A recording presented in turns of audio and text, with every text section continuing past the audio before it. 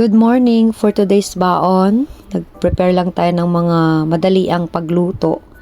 Bumili lang ako ng nasa dilatang corn, tapos nilagyan natin na siya ng butter at dinagdagan din natin ng cheese powder para mas lalong sumarap ang ating corn kernel.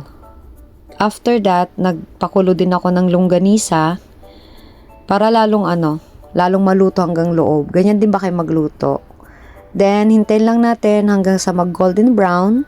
At ito na, prepare ng ating baon for today. Ganun lang kadali, diba? Mga ready to cook na food.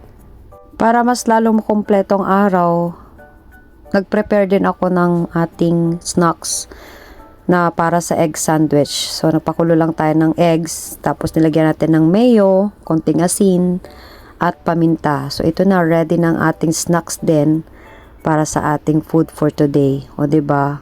Takot magutom. Have a nice day, everyone!